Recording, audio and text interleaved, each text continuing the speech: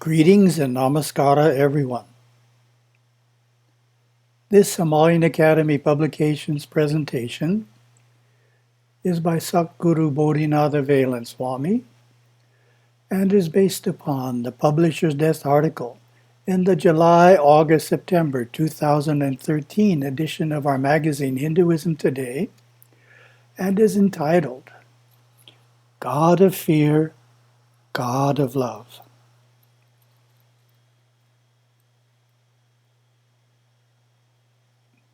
On a recent teaching journey, I met a man named Ravindran who was raised in India but had lived in the West for many years.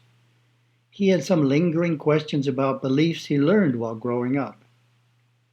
In essence, Hindu in his locale feared that if they didn't regularly propitiate the deities of their village, the gods and goddesses would be upset and cause negative events in their life. Thus they were kept busy appeasing a multiplicity of deities on an ongoing basis, appeasing the beings that had been worshipped for generations.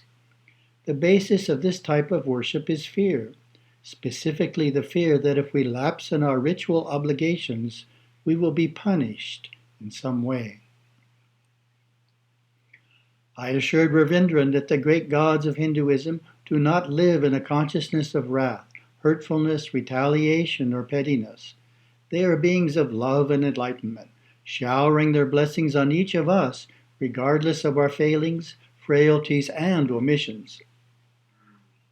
With this belief as its cornerstone, Hinduism is a joy-based religion in which we never fear the deity, never have the sense that God is punishing us or will regard us in a negative way if we do not perform our puja. Worship in its highest sense is an outpouring of love. God is love and nothing but love.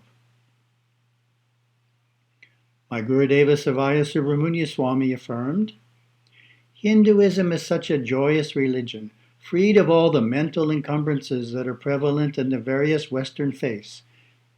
It is freed of the notion of a vengeful God. It is freed of the notion of eternal suffering. It is freed from the notion of original sin. It is freed from the notion of a singular spiritual path, a one way. Ravindran told me more about his village's belief. When negative events occurred, such as the death of a child, a flood, or a sudden illness, the elders looked for lapses in the mandatory rites, believing that the deities must be penalizing them for neglecting some aspect of the worship. He hoped that a better understanding of the nature of the gods would help overcome such superstition. Hindu philosophy teaches that the events in our life, be they positive or negative, are the result of actions we performed in past lives. A distressing situation is a self-created misfortune, not a punishment from God. Life itself takes place within the realm of duality. It is a playground of natural forces, a classroom for embodied souls to experience joy and sorrow, elation and depression, success and failure, health and sickness, good times and bad. The divine beings who reside in the deeper realms of consciousness are always at the ready to assist embodied souls in their journey through samsara. Puja rituals are performed not to propitiate them or mollify their wrath, but to adore them and invoke their blessings and guidance. Ritual appeasement does have a scriptural purpose, to protect against the negative energies and efforts of astral entities who actually do seek to upset the lives of embodied souls. Gurudeva taught that the best way to guard against such malevolent beings is to build a positive spiritual force field by invoking the protection of higher and more powerful benevolent beings, the gods of Hinduism. Astral entities are powerless where there is harmony, cleanliness, and close communion with the gods and their devas. On the same journey, a question came from a teenage boy. Leaning forward in earnest, he asked, "Do I have to worship all the deities in the temple, or can I simply focus on just Lord Ganesha? I am finding that keeping a singular focus, I am getting much closer to him. I am beginning to form a connection in a way that I never have had with any of the other deities.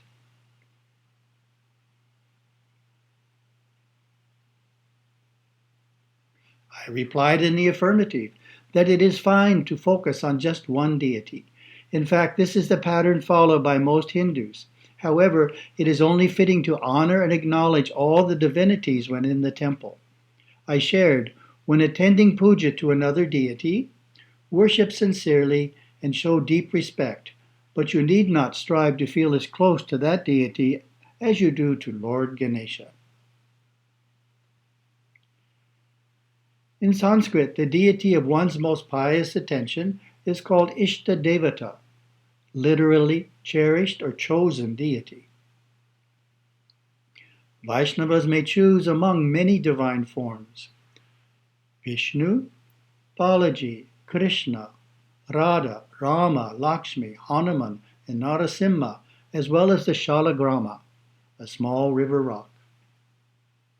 Smartas traditionally choose their Ishta from among 6 deities: Shiva, Shakti, Vishnu, Surya, Ganesha, and Kumara, or any of their traditional forms.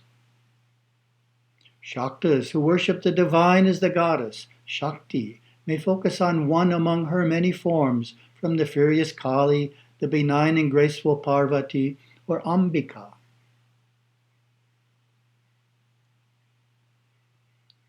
Saivites direct their worship primarily to Shiva, as represented by the Shiva Linga, Nataraja, and Ardhanarishvara. Many Saivites choose Lord Murugan, also known as Kartikeya or Skanda, as their Ishta Devata.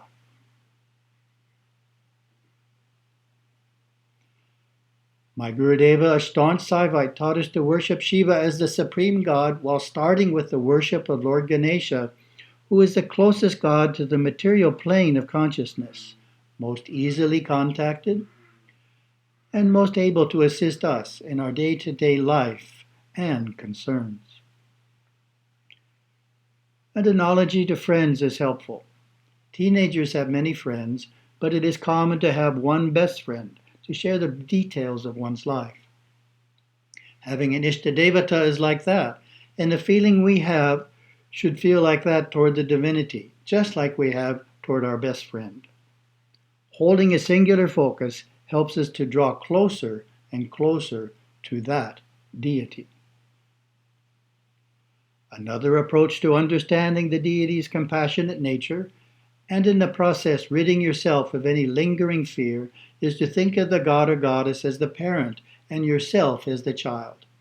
In fact, the deity is the perfect parent, because no matter what we do, she always sends us blessings and love. When we make mistakes, he never becomes angry or punishes us.